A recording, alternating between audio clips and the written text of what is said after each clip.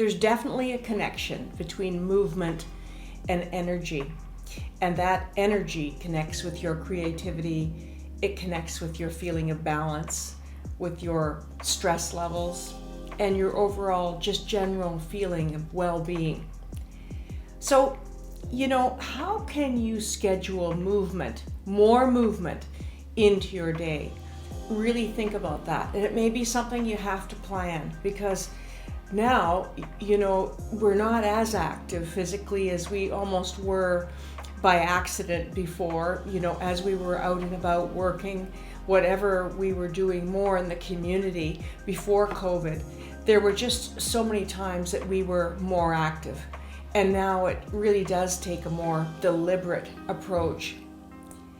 One of the things I'd like to adapt and remind you about is, first of all, walking at least 15 minutes a day. Neuroscientists have created or found evidence, rather, of this proof that really walking can reduce stress levels over the long term and your overall sense of control and life balance. Think about combining that, though, with a meditation. And the meditation I'd like to talk to you about adapting is really the 5-4-3-2-1. It's a technique for dealing with anxiety. And basically, you are to be thinking of your senses when you're out walking.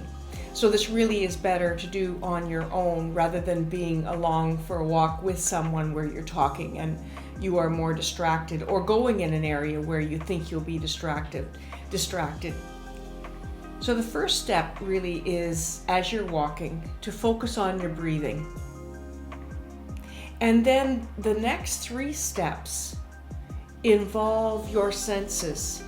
And the way this works is, because you are thinking about your senses, you are getting outside of your mind, which may be fixated on things you have to do, things you're worried about, wanting to just escape that whole mind game that might be going on for you. So, first of all, you're concentrating on your breathing. So this is how this works. First of all, I want you to acknowledge 3 things that you see around you.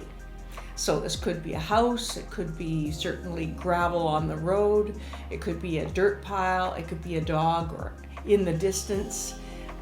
Whatever it is that just comes into your mind that you're seeing, focus on that.